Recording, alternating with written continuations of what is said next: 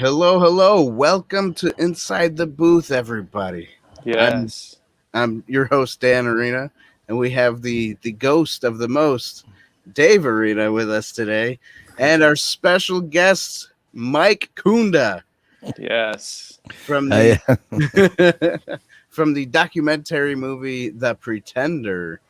So, yes. Hey guys, How are you? Good morning. Good. Had the coffee, up, awake, doing well. Did the laundry, so it's a good day. Yes, Definitely it is a good day. It is a good day. All right, we got somebody saying hello already. Mike. Hey, Steve Young. I love Steve Young. He's such a great supporter. He really is, especially over on Instagram and Facebook. How you doing, Steve? That's awesome. Cool. Good deal. Yeah. So, I guess before we get started, we got to do a little commercializing over here. Oh, so boy. merchandising, where all the real money of Inside the Booth is made. Don't forget to get your mugs and your hoodies and your koozies at InsideTheBoothTV.com, and and scroll around and watch and look for our stuff. All right, there we go. Avery Cruz is on. Hello, everybody. He says, "What's up, Avery?" How you doing, Avery? So, as some of you might not know or do know, that Mike Kunda is I guess you could say, a Rocky impersonator. Right? I mean, sure, why not? Sylvester calls me a Rocky interpreter. Mike Kunda, the world's greatest interpreter. And, there you go. For years I called myself an impersonator. And so I guess, yeah, you could say that. But Sly is far more correct. I am an interpreter. Because I really don't look like Stallone. I don't really sound like Stallone. But what I can do is interpret the character. So when you put the black hat on, the leather coat, you curl your lip, how you doing? Hey, Adrian, how you doing? Let's go. If there's a certain essence that you would bring to the character. And I suppose Sly is content with the way I do that. So, well, that's good. Awesome. That is cool. That's right. Cool. Dreaming Tabitha. Good morning. Good morning, Tabitha. That's right. That's one of our team members. Oh, Yep. She usually comes on when David's not on, or when you have a really important guest. That's when she comes on. That's right. She'd probably lay you back like, no, Rocky impersonator. No, I'm good. I don't need this mental irregular nut job. You two jabronis handle him. That's funny. That's funny. And we got R2 the Icky. These are all our Twitter fans. Whoa, who is that guy in the middle? See, I took some time off from Inside the Booth, and so everybody doesn't recognize me, I guess. They don't remember who I am. It was the beard and the mustache. That's a hell of a beard and a mustache. I mean, that's amazing. Thank you, sir. It would take me about 4 years to get about half of that. It's horrible. Speaking of which, since we're talking about beards, did you know that the beard in Rocky IV, when he trains in Siberia, fake? Really? Was it? Fake beard, glue on beard, yeah. They did a pretty good job then. Yeah, they did a good job with that. That's a good-looking fake beard. Hey, listen, you're in Hollywood, right? Sly's the master of looking good, so he knows. That's true. Yeah. That's cool. Uh-huh. All right, we got Black Market Outpost. Dennis, what's up? He says, "Is this the real David?" Oh my gosh! All right, it's not about me, people. Today it's about Mike. It's about Mike this morning, everybody. I'm enjoying this. No, this is good. I'm getting a whole history here. No, seriously, this is fantastic. Yeah. Everybody started saying that my brother was going to be is like an imaginary ghost friend of mine. So like Norm's wife from Cheers. Vera. We never see Vera. She was like imaginary. Yeah. Pretty much. Right. So, so who'd win a fight between Rocky and Rambo? R2 Icky says. Oh, come on. Well, I mean, Rambo can kill you with a leaf and a drop of dew. So it's got to be Rambo. But if Rambo's in the ring and he can't rip your throat out and he's got no exploding arrows or knives, I don't know. I mean, Rocky could pull his headband down over his eyes and just do like a Three Stooges thing to him. Who knows?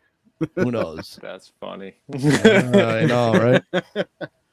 Oh, by the way, yeah, your basement's awesome. I know I said this before, but would love to have you show all our audience over there. Yeah, it's like a parallel of a Star Wars room, but Rocky instead.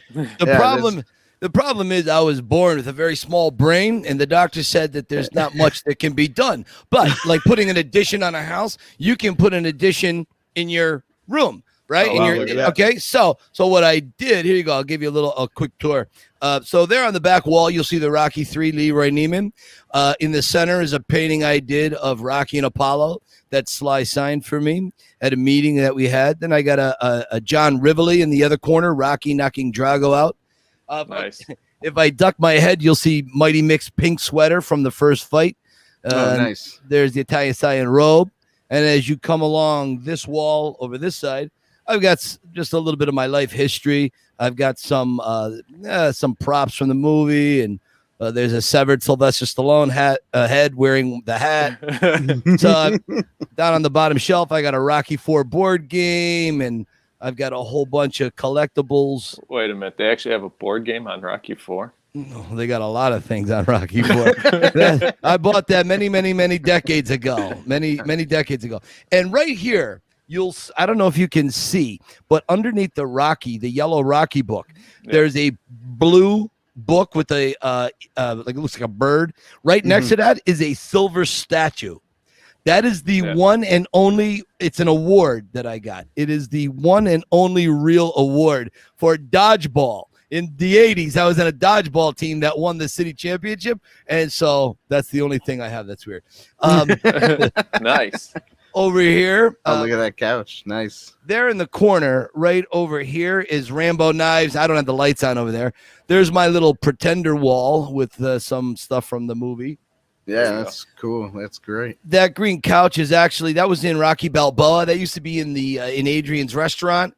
And Stallone and I sat on that during production of Rocky Balboa. Long story there. I've got just some more history of my life along that wall. And in the back, on the left-hand side, right next to the Leroy Neiman Rocky III, those right up, right there.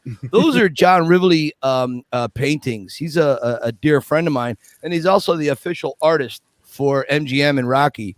And he does, his artwork is bright. I've never seen artwork like his. So check him out over at Icons and Art. It's amazing. That's awesome. Yeah. Very cool. That is cool. That is a nice man's cave. By the way, someone mentioned man's cave, so. Yeah, in front of me, I this is where I can't turn the camera that far, but in front of me, I big movie screen. This is where I watch my movies down here, and it's one of the things. A funny story. During COVID, my tours, everything was. For those who don't know, I run a business called the Yo Philly Rocky Film Tour, where we go to all the filming locations in Philadelphia, and I tell all these weird stories. Anyways, COVID, nothing was happening, so computers. Oh, there we go. So during COVID, there were no tours, and I always wanted to have one of those projection screens, like a 200-inch screen or whatever, and so. My wife said, okay, that's fine. She goes, you can get one. She goes, but the problem is you don't have any money coming in. So you got to find a way to bring some money. And the only thing I could think of was to sell off my Rocky collectibles. That wasn't going to happen. And, but I forgot I had 2 of the original Italian sweatshirts by Adidas that Rocky washes the Lamborghini and Rocky IV with. Mm-hmm. It's got the Italian colors on the sleeves. So I had one was a medium and one is a large. So I kept the large and I sold the medium for like $400. And so I bought the projector, and it's a poor man's projector, but I'll tell you what, it works. It's amazing. It really is. The image, awesome. I'm so surprised at how good the image is. Anyways, that's my Rocky room. That's awesome. That's a great Rocky room. That's a great man cave. I can't do that. Young. Yeah, Steve Young. No, no, I'll explain in a minute. Steve Young says best man cave ever. Well, thanks, Steve. I mean, I've seen some pretty impressive ones, but it works for me. It's a good place I can go. It's kind of like my fortress of solitude. It's where I go to rejuvenate a lot lot of times, you know. Yes. Right. Yeah. And then Carol says, "Is that the actual Mickey sweater?" Question mark. Yeah. This. No, I wouldn't have money like that. I wish it was the actual Mickey sweater. I wish. That's a good replica. That's for sure. Do you guys know why it was pink? Do you know why Rocky's Corner wore pink sweaters in the first Rocky? No, actually, I don't. No. So the night before the fight, the sweaters were white and the letters were red. And the night before the filming of the fight, someone had the brilliant idea to wash the sweaters and the color runs. There's no money in the budget for wardrobe. Nothing. Right. So they got to wear pink sweaters. Could you imagine Stallone thinking to himself, "Oh my God, what happened? What pink sweaters?"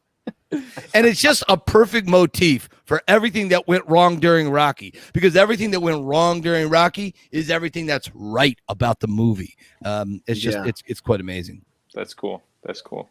So, anyways, the reason why I was about to say I wish I had a man cave is because I don't have one. I live in a townhouse in sunny Florida, and I have 2 kids who own the whole house basically. Right. And so if I move my camera around right now, I'm in my bedroom, and my wife wouldn't appreciate that. So I just have a little bookcase behind me to be my backdrop. So but you know what though, David, in a way, like if I put you to sleep, you don't have far to roll onto the bed and just zonk out. That's right. Good point. Exactly. If I start seeing you do one of these, just go with it. Go. Dan is here. Dan will pick up the slack. Don't worry about it. That's right. Hey, he's been picking up the slack for about 2 months, so it's okay. Oh, really? Yeah. Nice. Monster bear. All right, so R2 says, wrong one. Sorry. He had a different question. Have you ever had to drink raw eggs to get into the right mindset and channel Stallone? When I was a kid, I was about 14, 15 years old. Wake up every morning at around 4 a.m. I put on the old gray sweats and the Chuck Taylors, and I would crack 5 raw eggs every morning before school. I was a very tiny kid. I'm only 5'10", but in school I was very petite, and I would get picked on. So I thought, if I could embrace this character, what would it take for me to have some type of security? And for me to do that, I had to embrace this character totally. And I would drink the raw eggs. And I grew up in a little town north. Well, I'm in Philly now, but I grew up in a little town called Scranton, Pennsylvania. And Scranton, that's where all the Kundas are from. And so, and that's, and I would run through the streets before like 3 miles every morning. And I would end at a set of steps, 74 limestone steps in West Side that were into a hill that overlooked the city. And it faced east, just like the Rocky steps in Philadelphia. And I would reenact that scene with Rocky every morning before school. And recently I'd say about 6-7 months ago, I redid the drinking of the raw. I don't do that. I haven't done it in years, but I wanted to do it for Instagram. And Sly follows me on Instagram, and he regularly comments and likes and so on. And so he saw it. He goes, I did it. You did it. We are the real deal. And so when you get a kind of, that's like Moses coming down off the Rocky steps with like the tablets, right? And the fedora and the leather jacket. Hey, yo, kid, you know what I mean? Follow these 10 rules of being a Rocky interpreter and all. And it doesn't get any better than when the guy who creates this character is, he bestows his acceptance of you. So it's a good thing. That's cool. Yeah, I was gonna say they don't recommend drinking raw eggs anymore. So Definitely not cholesterol, food poisoning, whatever.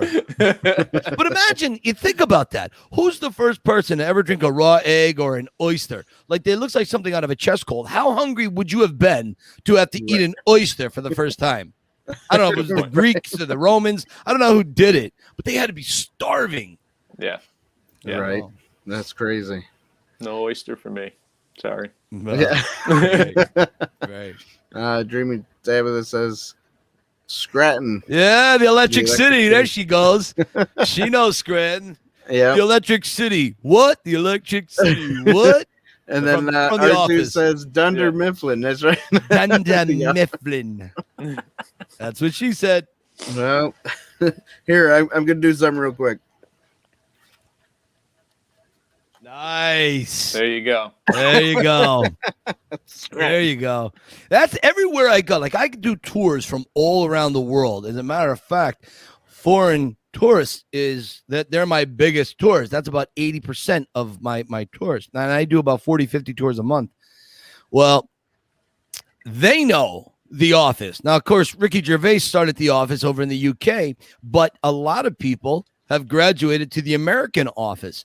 And so I get these foreign people from France or Italy or New Zealand or Australia, Mexico, whatever. And, oh, you're from Scranton? I go, oh, well, yeah, The Office, right? I go, yeah, The Office. You know it? They go, yeah, we watch it all the time. I go, okay. Okay. That's so cool. Yeah, right. Definitely. The Office is probably one of the best, like, in my opinion, the best comedy show I've ever seen. Yeah. So. Oh, yeah. You know why? A lot of us have worked in situations like that, either in an office or a retail outlet of some sort where there's a Dwight, there's a Michael, a Jim, Yes. a Pam, a Daryl, Yes. there's a Phyllis, a Stanley. There's someone there.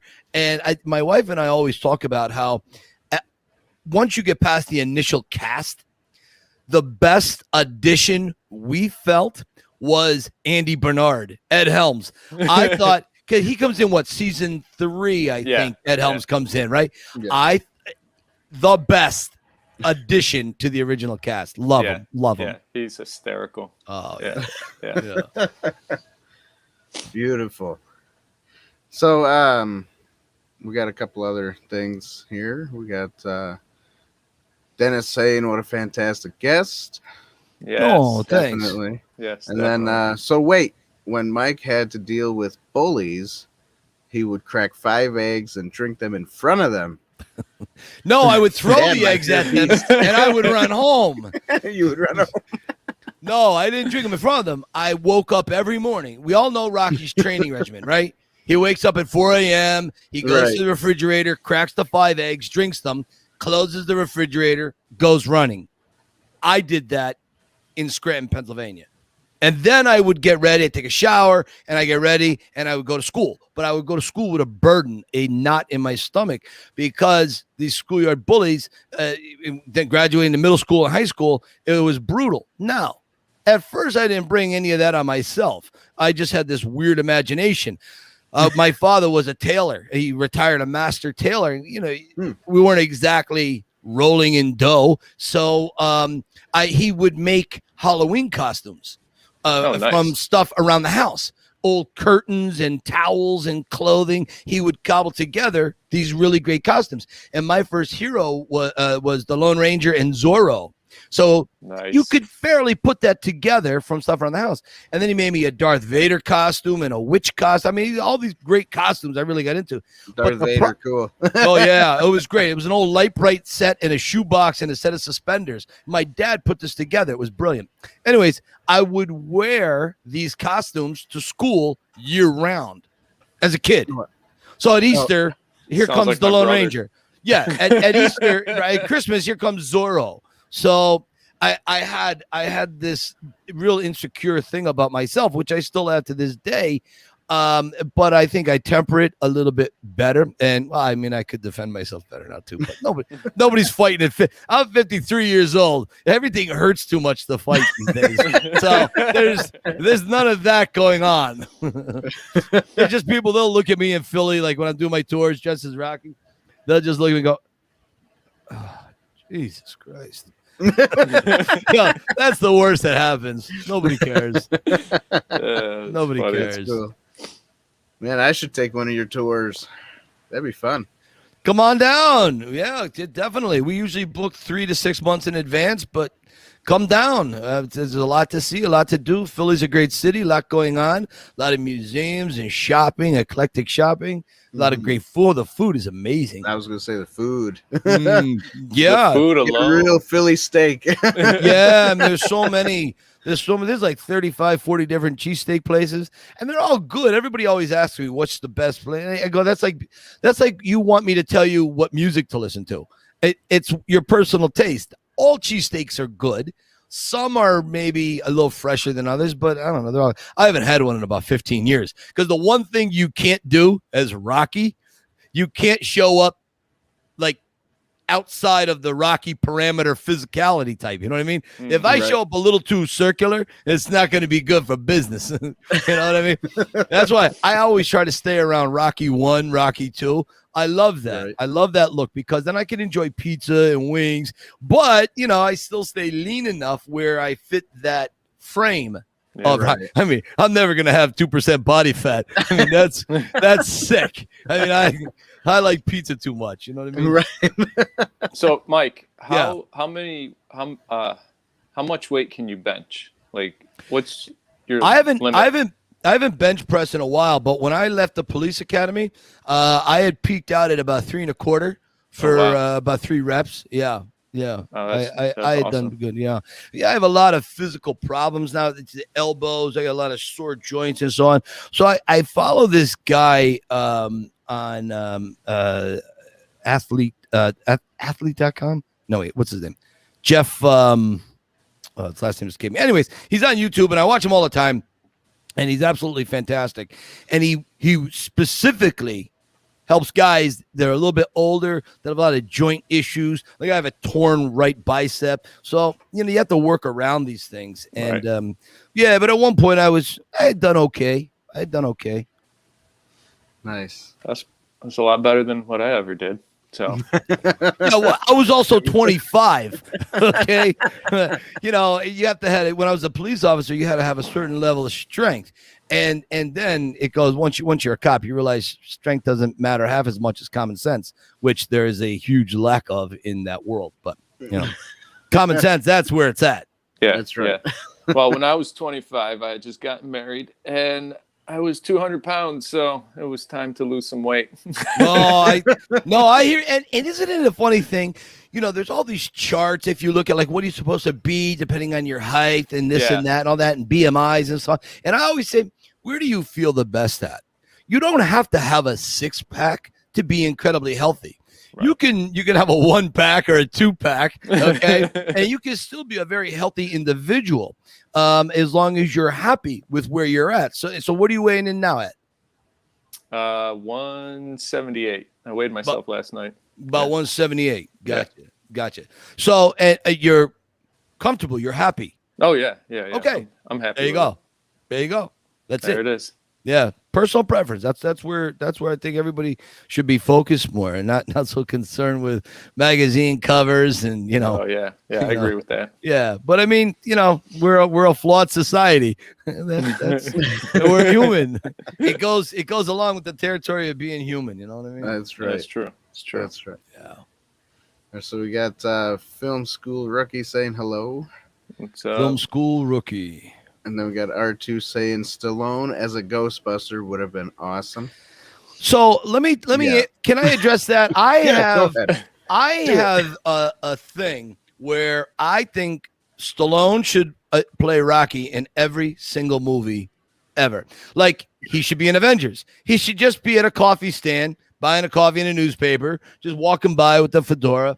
Maybe he's in a Meryl Streep movie or a Dustin Hoffman. Like, could you see Sly in Napoleon Dynamite just standing, walking by, and Napoleon's like, that would have been. "You have the time? No, I don't want to watch it no more. But like the sun says, it's about noon. Idiot." And just have him walk past. I just think if we saw Sly in every movie ever as Rocky, that would be so awesome. Like, oh, there goes. It's like, where's Waldo? You have to find Rocky in every movie ever. I would love that. Yeah, that would be cool. I agree. That would be awesome. sweet. I don't know how Sly would feel about that, but That was too funny.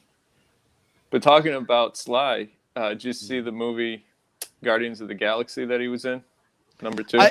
Yeah. I'm not a big comic book movie guy, superhero movie guy, but of course I saw that. Sure.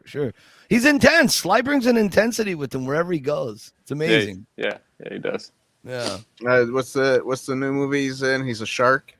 Yeah, King Suicide Shark. Squad, right? Yeah. King Num, Shark. num, num, num, num, num.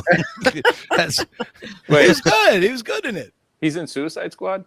So, The new one, the new one. The new one, so the sequel. I haven't been keeping up lately, so Yeah. that's hey, cool. life takes over, man. It keeps us all so busy. Oh yeah. Hey, Robert Catalano. He says, "What's a up?" very, very good friend of mine. Makes great pizza, has a lovely family, and he's a very generous, kind human. I love Robert and his family. Nice people. Yes. That's cool. That's cool. We all love good people around here too. Yeah. And good food. And good food. That's right. Yeah, I know. Well, look at, I can't find pizza. we haven't As promoted tasty this in yet, Florida. but might as well do it now. So you, Mike, are a host on this show.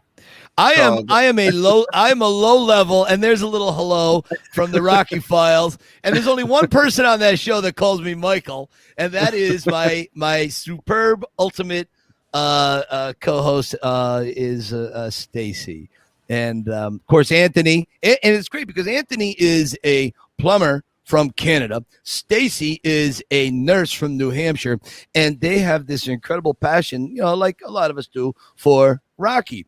And I had been talked into doing another podcast during COVID, and I'm not a podcast guy. I've done 1,000 of them, but I myself am not a very good podcast host. I never had any interest in it. And I think you do great. I watch them. Oh, thanks. You guys do. I'm a wonderful learning. job. Thank you. Well, they're very good. I'm learning. I'm getting better as I go, I think. But the first podcast, it didn't really go all that well, but I learned a lot from it. But I had swore I'd never do another one. And Stallone saw one of the podcasts, the original ones that I had done. And he said, I put stuff on Instagram a lot about Rocky. And he messaged me back so everyone could see it. And he goes, Mike, why don't I, when I'm in town for the premiere of Rocky 4 in Philly in November, why don't I come on your podcast and let's talk about all things Rocky? And he didn't know that my podcast, I had just walked away from my first podcast. I didn't have it. So now I got to get a podcast because Sly invited himself out. I'm like, well, what do I do? And Anthony and Stacy were two guests that we had on the original podcast I had done. And they were wonderful. They were such lovely human beings that I thought if I were ever to do another one, boy, that's the type of person I'd like to do it with. So Stacy had come to me and she had brought this idea about a Rocky podcast.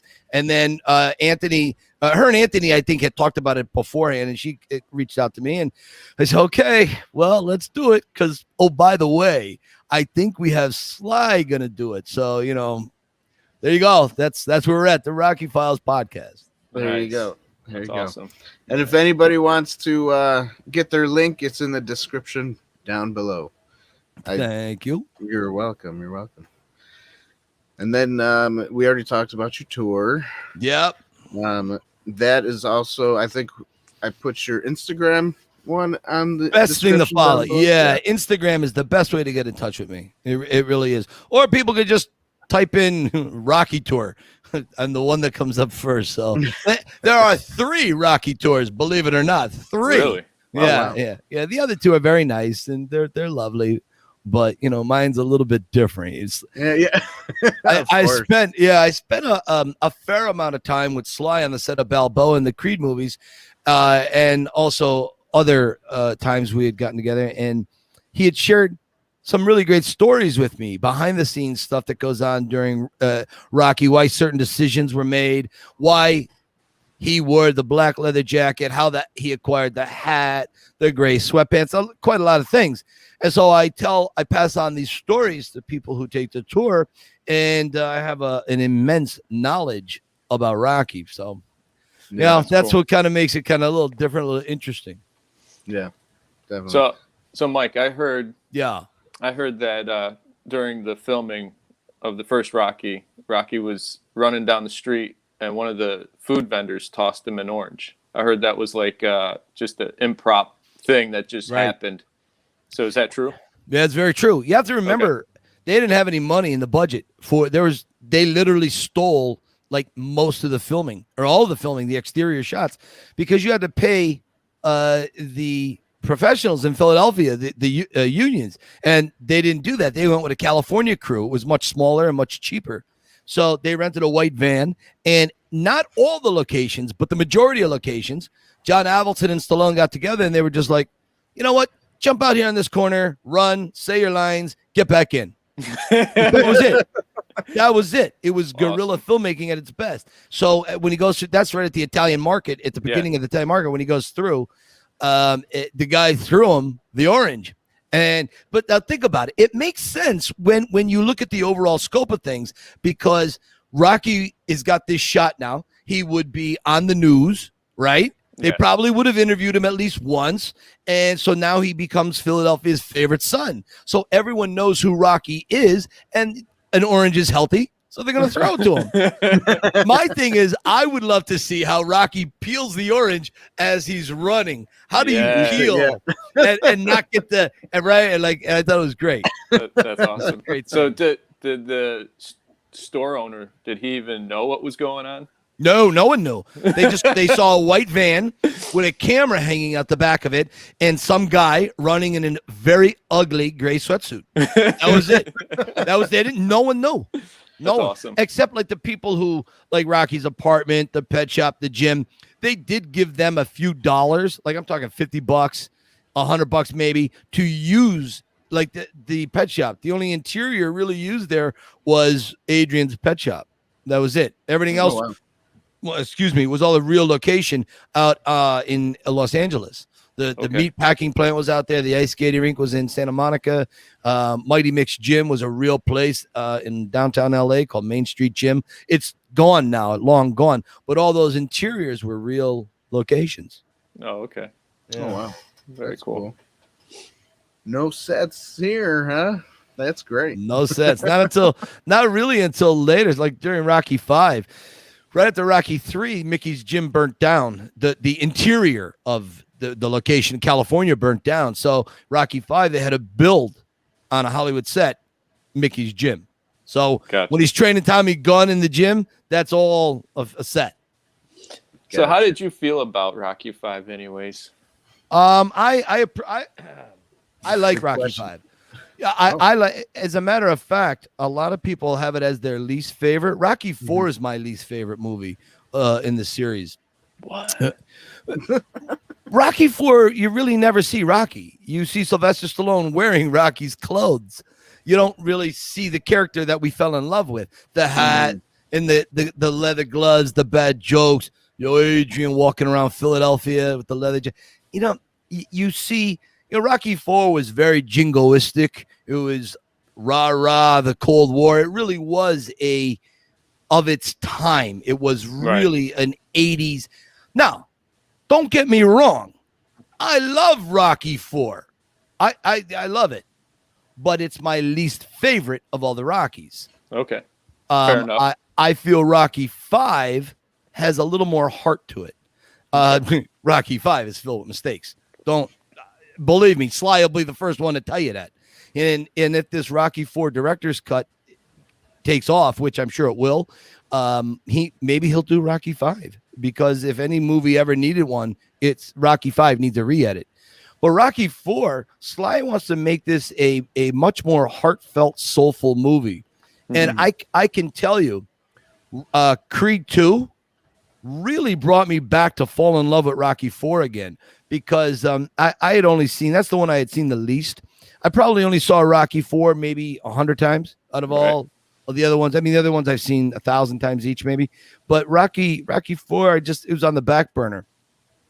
And what I saw Sly do, what I saw the Dragos do, like, I want my own Drago movie. I loved Dolph Lundgren in the way he portrayed it. I thought he did a remarkable job. You know, Dolph is not exactly what you would call a Shakespearean actor. Right. But my God, I really felt for him. I really did. I totally. So I saw that, and I'm not a big Creed fan. I don't particularly care for the character of Creed. He isn't someone that I care about, but I love what Stallone did in both movies. Yeah. So I went back and I said, wow, look where Dolph Lundgren, look where Drago ended up. And then I went back and I watched Rocky 4, and, you know, Drago doesn't know what's ahead of him. Rocky doesn't know what's ahead of him. Adrian's going to die, and da-da-da-da-da. Right. And so, excuse me. So I hope Sly writes I hope he writes some type of a memoir in the future where he talks about things that he would like to have done with Rocky 5 or Rocky 4, and, you know, maybe even a prequel. I know you talked about doing a prequel, and I'd like to see what he would say in a prequel. The Rocky at 15, how he met Paulie, how he met Mickey. It could be very interesting. Definitely very would be. interesting. Yeah, that's cool. Huh. Very cool. We got Phil saying he's gonna make it his life mission to watch one of the Rocky movies. You guys inspired him. Nice. He's a young guy that likes to follow us, and there's a lot of movies he hasn't watched from the old movies. Well, so. Sure, he has just doesn't have the benefit of years on the planet. That's all. Yeah, that's right. The Rocky franchise, there's so much to take away from that. There is so much inspiration, but life philosophies. Like, a lot of people, that speech he gives his son, it ain't about how hard you hit. It's about how hard you can get hit and keep moving forward, how much you can take and keep moving forward. You know, so many people, they point their finger at why something didn't happen the way they wanted it to happen, or the way they thought it should happen, instead of looking at themselves saying, maybe I failed. Maybe I was wrong. It's easier to blame other people and then go fix yourself, you know? And that's the thing with Rocky that I love. He just goes and he does it. Like in all the Rocky movies, in Rocky 3, Mickey dies and he felt Mickey had kind of let him down a little bit, or, you know, so I kind of get that self-doubt. But like, when I go back and I watch Adonis in Creed, Michael B. Jordan's portrayal of Creed, like, I can't stand the character of Adonis. I think he's a whiny crybaby. He's always worrying about his legacy. Just go do. Don't cry. Don't whine about it. Go do. And that's kind of that Rocky philosophy. Maybe you're not going to win. Maybe you won't ever have a legacy. But you got to do what's right within yourself. And that's kind of how I always saw it. Like Rocky, he didn't want to necessarily beat Apollo. Winning would be great. I mean, that would be great. But what was Rocky's goal? Rocky's goal is to be standing at the end of the fight. Yeah. That's it. He knows he's not going to beat Creed. Creed's too good. But nobody's going the distance with Creed. And if Rocky could do it, he knew he wouldn't be another bum from the neighborhood. And that's been my philosophy my whole life. Yeah. Yeah, that's good. So in that Creed fight, didn't he do a rematch and there was like a deleted scene or something? Well, where he fights Drago in the hospital lobby? What are you talking about? I'm talking about when Rocky fought Apollo Creed. What was that? The second or third movie? Well, he fights Apollo in Rocky 1 and Rocky 2. Mm-hmm. Okay. Yeah. So then I think it was in Rocky 2, maybe then? Didn't they have like a rematch or something that was like not publicized? No, I know what you're talking about. You're talking about the back painting. See the back painting with Rocky and Apollo hitting each other? Yeah. Okay. All right. Now I got you now. So at the end of Rocky 3, after Apollo takes over in Mickey's place, he becomes Rocky's trainer and manager, right? Okay. But then he says, "You owe me a favor." And Rocky's always like, what favor? So at the end, Rocky and Apollo are walking to the ring at the end of Rocky 3. And Right. Rocky's like, I can't believe we're doing this. This is like mentally irregular. And Apollo goes, you beat me by 1 second. That's very hard for a man of my intelligence to live with. So they get in the ring and Apollo goes, ding, ding. And then they start circling each other. And Rocky 3, of course, ends with the two of them going to punch each other in the head. So Rocky 4 opens up with Rocky coming home to Paulie's birthday party as a bruised eye. So there's a whole little subplot that I hope Stallone puts in there. That was actually Apollo's hat, that newsboy cap that he wears in Rocky 4. Okay. Oh, okay. Yeah, that it's kind of like that Irish apple crate hat, newsboy hat. That was Apollo's hat that he gives to him after this secret fight. All right, so that's all we hear up until then. Then in the first Creed movie, Rocky's in his restaurant and Adonis comes to meet him because he wants him to train him. And he tells him about this secret fight. And he knows this because his mother is Marianne Creed, Apollo's wife, his stepmother. Mm-hmm. Anyways, that was the secret fight. And Rocky's Adonis says, who won? And Rocky says, he did. And he goes, yeah, but you beat him in the ring. Time beats everyone. Time is undefeated. And time takes everybody out. And so that I think that's what you're referring to. Yeah, that's exactly. Sorry, when it comes to Rocky, I can go on and on and no, that's on all right. and on. It's good to, it's good to know that that you know all this stuff. It's great. I know nothing about everything. Geek I know out. nothing about everything. But I know nothing about everything, but I know a lot about Rocky. It's the one thing I'm very proud of. And people go, "You're proud of that?" Yes, I am. It's a badge of honor. Well, it's like any other geeky people out there. There's a lot of people out there that love Star Wars and they know everything about it. Yeah, right. Your mind gets blown and you're like, well, man, I didn't know. Exactly. Exactly. It's crazy. There are people out there I know that they know how to build a lightsaber. They can explain how it actually works. Yes. Yeah, exactly. Exactly. That's insane. There's my guy. Yeah, right. Exactly. There's my guy. Icons in art. There he is. John Rivoli. Great artist. Great artist. Check him out. Will do. Cool. And then, So what? I guess you could. We kind of already know what inspired you. Yeah. What? I guess what really got you into doing more, let's say Rocky instead of like Star Wars or good question. Or what was another popular one back then? Indiana Jones. Indiana Jones. Why not Magnum PI? Why didn't I get into Magnum PI and the Rockford Files? Why was it Rocky? Yeah. That is such a great question. When I was 2 or 3 years old, my mother bought a book. She would read a book to me every night before bed. It was called Jonathan Livingston's Seagull. And it was about this seagull that wanted to fly higher and further than any other seagull. He wanted to fly faster. But the seagull elders in the seagull community said, no, your job is to fly over the back of boats. And when they throw garbage, bring it back for food for us. And he did that. But he also trained harder than any other seagull trained in their lives. And he became the greatest. So there are a lot of Rocky themes that underline that. And my mother read that to me maybe 2 or 3 years every night before bed.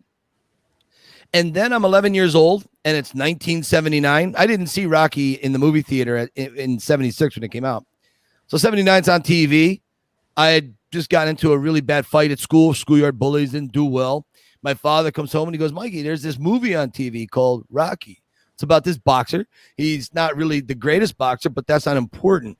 What's important is that he never gives up. He keeps trying. And when your dad says, hey, this is what you should watch, you're going to listen to your dad. And I watch Rocky. I saw those big white letters come across the screen, and you hear Fanfare for Rocky by Bill Conti. Which was that song itself was actually an Italian opera from 400 years ago. Oh, wow. That's what they would play that music for kings and queens when they walked into the castle. Now, Conti was inspired by that, and he made it his own. He made the Rocky music his own, but he was inspired by this music, and so was I. And you would think I was this lower middle class kid, and Rocky walks around with leather in his hat, smoking a cigarette, right? Bouncing a ball, kind of like attached to the mob. I was scared of my own shadow, right? Like, where's the commonality? But you see, the thing was, Rocky was a square peg in a round hole. I was a square peg in a round hole my whole life. Even now, as I speak, I see myself as that square peg round hole. Yeah. And so there was this connection there. So whatever my mom was reading to me, Jonathan Livingston Seagull, that parlayed right into Rocky. There was an understanding there that, you know, and really, I don't even, Jim asked me that question during The Pretender, and I hadn't put it together yet. I didn't put it together until after The Pretender came out, and I'd come across Jonathan Livingston Seagull. I reread the book, and I said, Jesus, that's it. That was everything. She read that book to me over and over and over, and there's all these Rocky sub-themes in there about believing in yourself and trying, and don't listen to what other people say. You listen to what you say, and that's it. It doesn't matter what anybody else says. Don't think like other people, because everybody else is following the same thing, and that's fine. You be you. And so, you know, that's where it comes from. Yes. Cool. Yeah. I like that. So in the movie that I rewatched. Oh, yeah. I like how your father was talking about your wrestling experience. Yeah. And he told you, Mikey, don't give up. Get back in there. Right. Do it. You committed to it. Do it. Because if you quit here, you're going to quit everywhere else. And it reminded me of my grandfather, because he would say the same thing. Yeah, he would say the same thing. He would say, keep going, do it, don't give up. And and I was like, man, I love that. That's inspiring, because how many people today actually have somebody backing them up saying, you got this. Keep it going. Keep going. Keep going. Who cares if you win? Who cares if you lose? And it just goes back to the Rocky theme where all you want to do is just know that you went the distance and you're standing. That's it. Whatever that is, whether it's going through medical school, whether you're trying to make it through the police academy, whether you're trying to get through high school, whether you're trying to make a marriage work, whether you're trying to be a doctor or law, whatever it is, you're just trying to get through it. We're all just trying to get through life together. And that's why I think that's such a great metaphor. As a matter of fact, I would revisit my father's words a lot in my life. But in 2008, I had a decent job in corporate management, decent paying. I hated it, as I mentioned in The Pretender. It put me in a very dark place. But when I got fired, when the economy crashed in 2008, I'd gone 2 years without working. The Rocky stuff was in play, but it wasn't enough to really make a living off of. So I was really having a difficult time. And there was one place, I don't have a college education. I'm a very uneducated guy. So I had gone on this one job. Yeah, you too, huh? Yeah, I got no alphabet letters behind my name, nothing. Yeah. So this one time I had driven about 20 miles from my house to go to this job interview. And it was factory work. You stand at a machine, you press buttons. It was to make posters or something. It was just something to get a job, to get some money coming in. And when I went, they had me fill out. First of all, I go into this warehouse, and I'm expecting guys in their 50s and 60s, right? And it was all like young kids right out of college. That was the boss right out of college. And these kids are smart, right? They give me this piece of paper, and he walks me over to this hallway. And I look out the hallway, this long hall. I'm sitting at the circular table, and down the end of the hallway is a glass door, the parking lot. And I can see my van. My car is out in the parking lot. And the guy explains to me, he goes, I need you to do this test. Okay, you're going to have 18 minutes. It's a time test, and bring it back into me. Now, I'm looking, as he leaves, he hits this timer. And I'm looking at this test. And it's got divisions, it's got geometry, trigonometry, it's got spelling. I'm a horrific speller. Without spell check, I'm dead. Can't spell. Can't do math. I didn't have to do math. In 20 years, there was really no need for me other than simple math. So I'm looking at this, and I look out at my car, and I'm thinking, I could just walk away right now. I could just move. I could go. And they'll never know they'll forget me. I remember what my father said. And this was before was this before The Pretender? Yeah, this was before The Pretender. And I remember that conversation my dad said, he goes, you can run now. You don't have to go back to the high school and wrestle. You can stay here at the house where it's safe. But if you come back home, you're always going to go back home. He goes, if you make a stand now, odds are you'll make a stand in the future. And I sat, I filled out half the test, whatever I could do, wasn't much. And I was humiliated. And I had to walk back down this long hallway and I had to hand it to the guy. But I said to myself, at least the boss, even though he's like 26, 27 years old, at least he's the only one that's going to see it. Well, he's in the front of the room and it's this big, like, open area. And I can't get his attention. So I go over to the girl. I say, excuse me, I got to get, and she goes, oh, I'll take it. And she looks at it and she looks at me and she looks down and she rolls her eyes. And then she hands it to the next guy. She goes, I could see her mimicking, look at this. This guy's an idiot. It's not filled out. She goes, you know, you had to fill the whole thing. I go, I did what I could do. I didn't really know much. And she goes, really? I go, yeah. And I felt about that big. And I said, well, okay, at least, you know, you stayed. You didn't run away from this challenge. And it was humiliating. And man, I remember walking back to the car and, you know, they never called. I knew they weren't going to call, but I stayed. Yeah. Yeah, that's good. Yeah. That's good. It's worth it. And now look where you are now. You know, you're doing podcasts. You got that movie. I mean, come on. And you know Sylvester Stallone. That's right. I mean, you know, right. And Sly knows me, right? Yeah, that's right. I know there are little wins along the way. You know, I'm just a normal guy, but there I am talking to Sly. So it's I am very grateful for it. And those moments, I don't take those lightly. I sit back and I think about all the friendships I made. I mean, I had no friends growing up. Really, nobody wanted to be my friend. And now I got friends all over the world just because of my Rocky tours and hearing their stories, getting a window into their life, seeing, wait a minute, they got the same struggle I got, but they're from Sweden or New Zealand or Mexico or Rome or somewhere, wherever, South Africa, Tokyo, China, whatever. They were all going through the same struggles in some way, shape, or form. Maybe we look a little differently, but life is all the same. We're all just getting through it together. Exactly. That's right. That's right. Exactly. All right. So we got.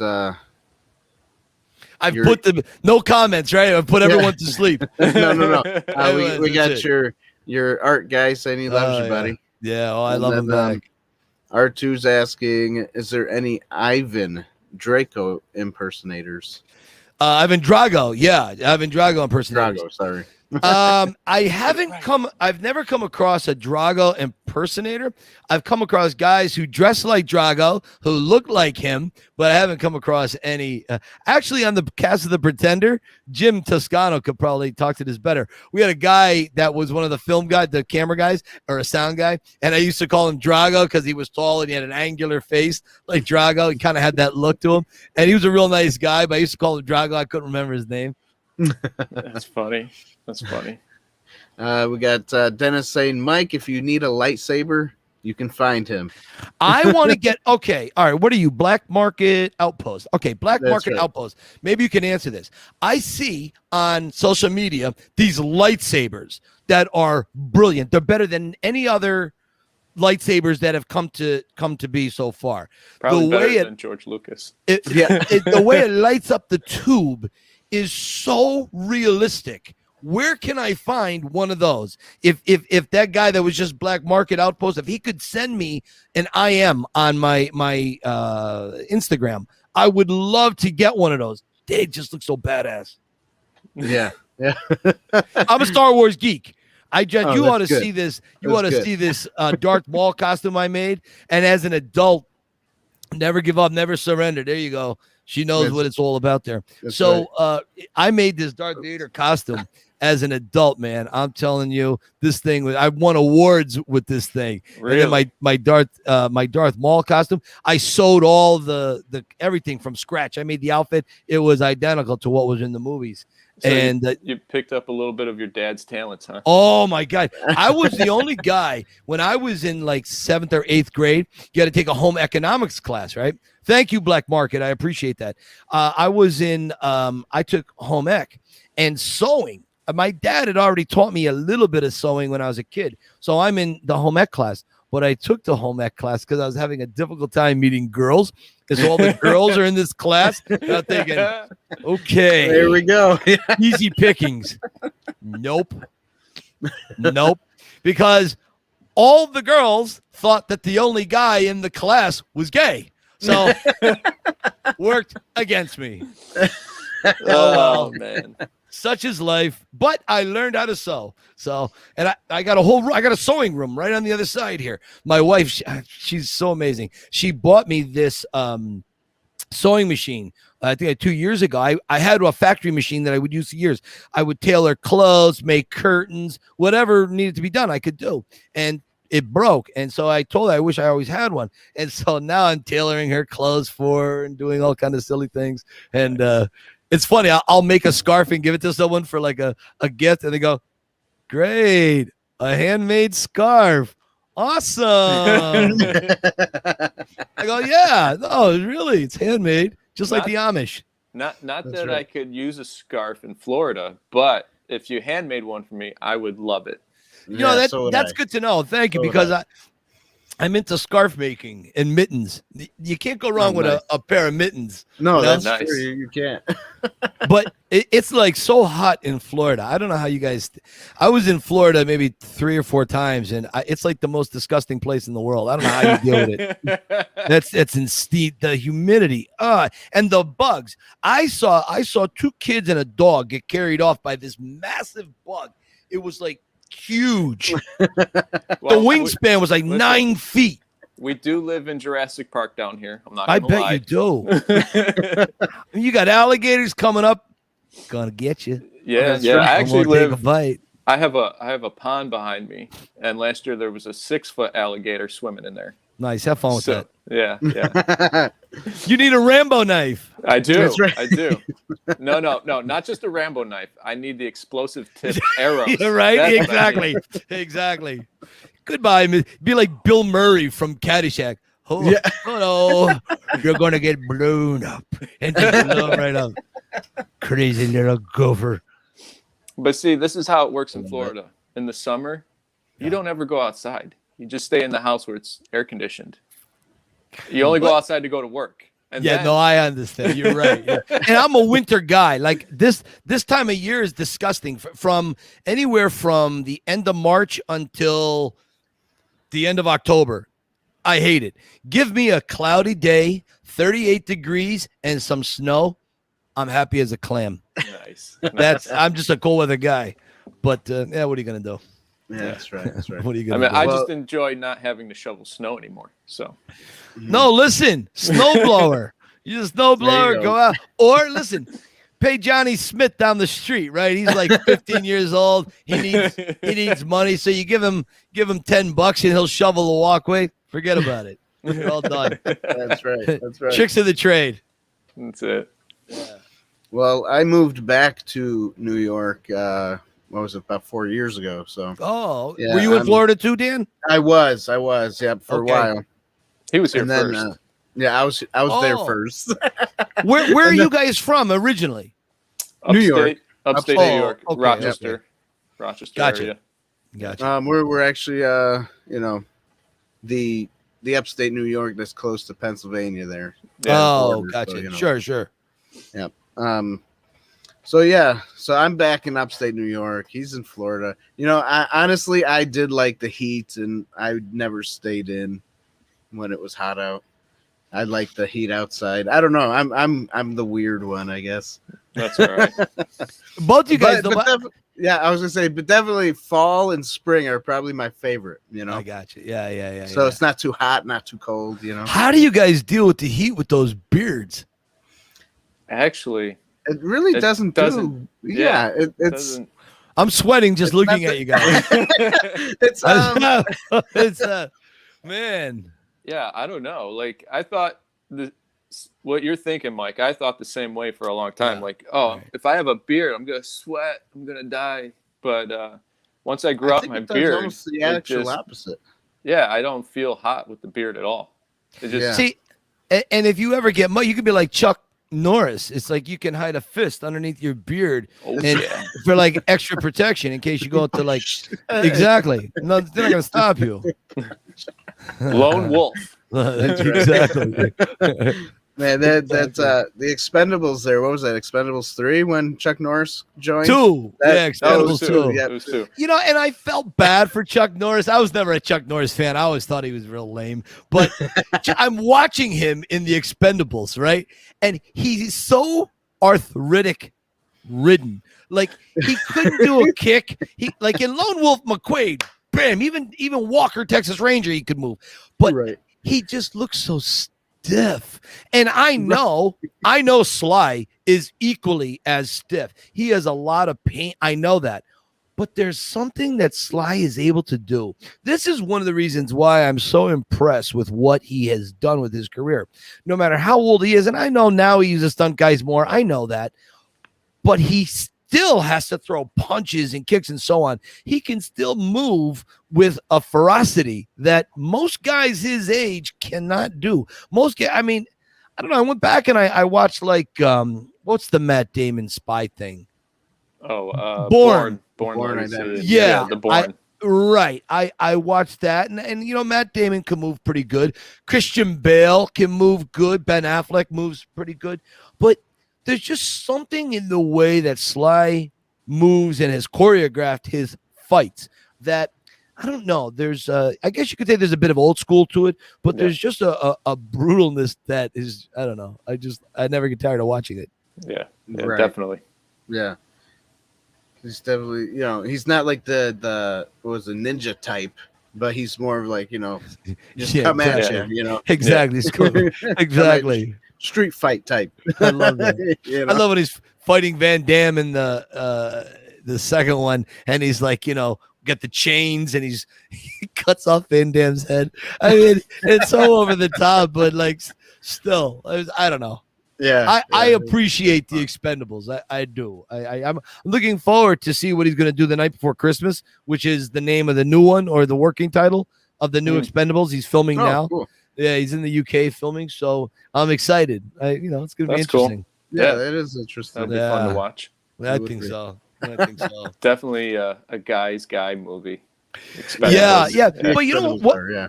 My wife loves watching the Expendables too. She really she gets a kick out of it. Yeah. But so she even baffles me sometimes because she won't watch the Three Stooges with me, but she'll enjoy the Expendables. So I don't know.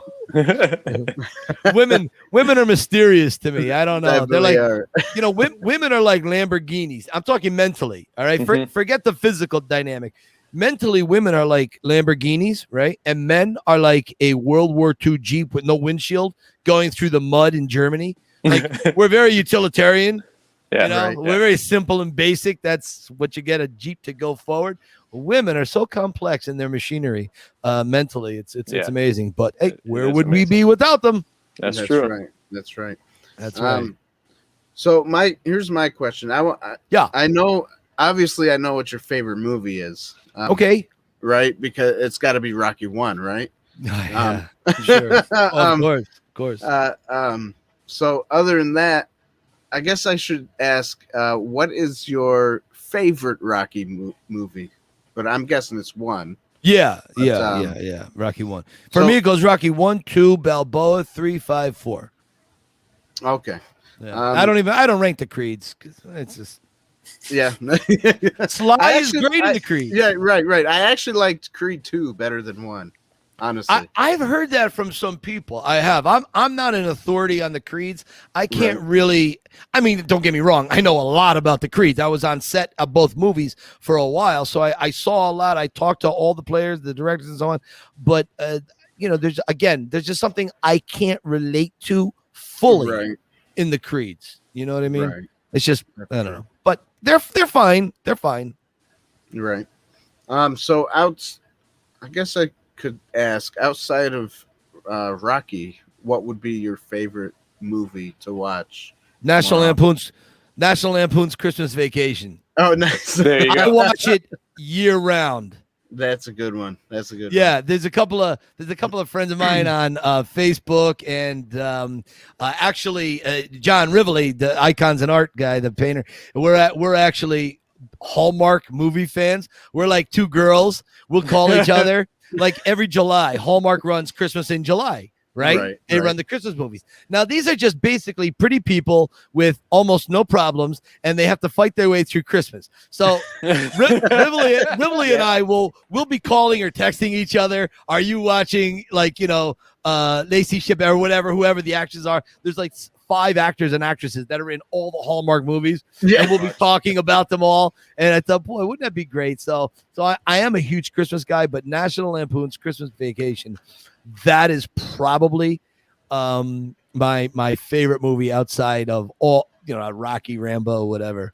But if we're staying in the Stallone universe, I'd go Rocky, First Blood, Copland, Paradise Alley, Fist, Lords of Flatbush. Lords of Flatbush. I don't know if you guys ever saw it. Have you ever seen that one? I don't think I have. I don't even think I've ever heard of it. Yeah, I've never Lords heard of of that one. the character. Stallone plays a character called Stanley Rossiello, and he's just a high school thug, tough guy who's ultimately very insecure. And there's Henry Winkler is in it, and Henry Winkler plays Stanley's best friend. Henry Winkler was inspired by Stallone's character Stanley Rossiello to create the Fonz. So nice. Go back and watch The Lords of Flatbush. Stallone wrote some of his own dialogue. There's a scene in a jeweler's store where his girlfriend, who he thinks he has knocked up, he thinks he has to marry her, and he's a senior in high school. So they go to buy a ring, and I think her name is Franny Malankowski. And so they go and the ring is like $1,500 or $1,200 or something, right? And Stallone, the guy's name is Birnbaum Jewelers, and Stallone wrote this scene. So he goes, I don't want to buy the ring. Shut up, Franny. It's the best scene of the world. And so he ends up buying the ring, and the girls go out of the store, and then he tells Birnbaum, he's standing by the counter, and he's just a senior in high school, right? And he goes, listen, you know what's going to say in your tombstone? You never show her a ring again. He goes, I was dumb enough to show Franny Malankowski a $1,500 ring. That's what it's going to say on your tombstone. And then he walks out of it. It's one of the best scenes Stallone has ever done. One of the best scenes. It's brilliant. So yeah, I'm a big fan of all of Sly's earlier stuff. That's when he had come on the scene. He was like Brando, Pacino, De Niro. He didn't set out to be an action god.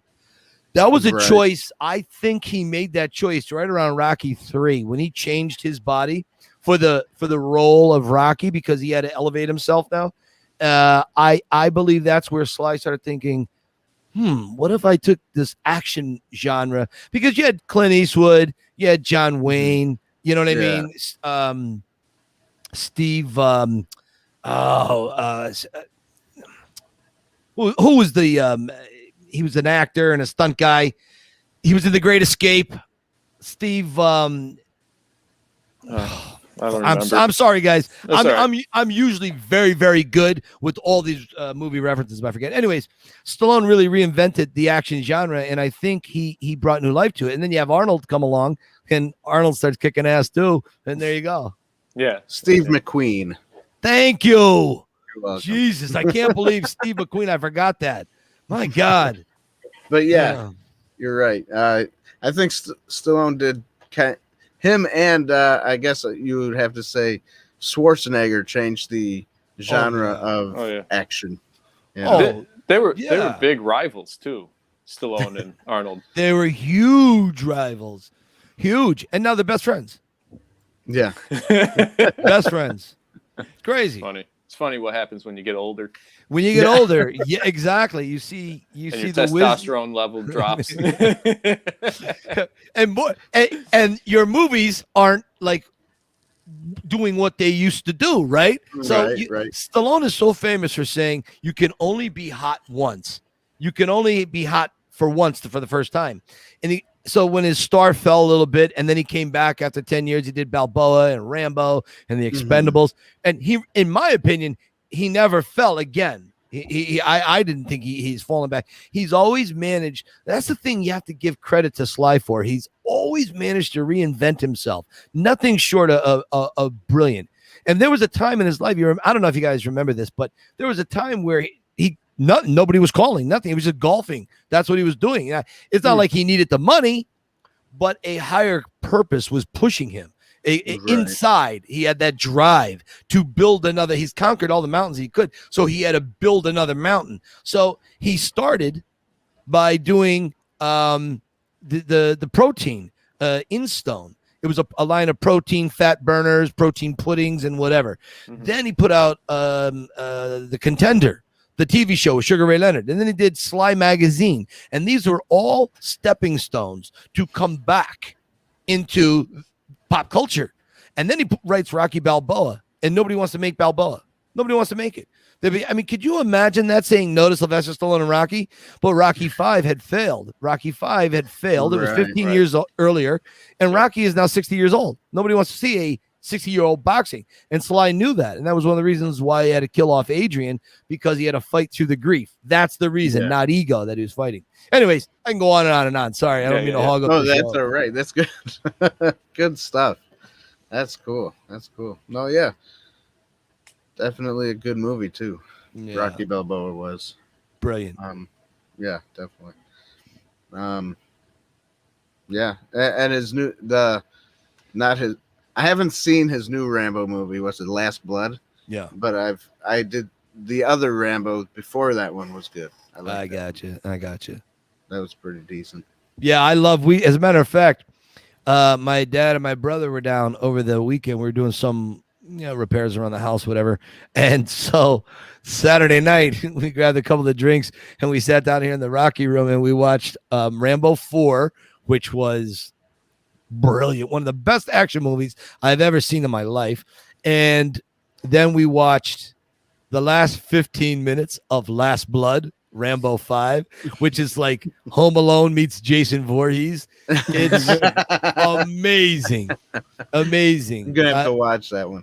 the last 15 minutes, you kind of have to go through a little slower part of Last Blood.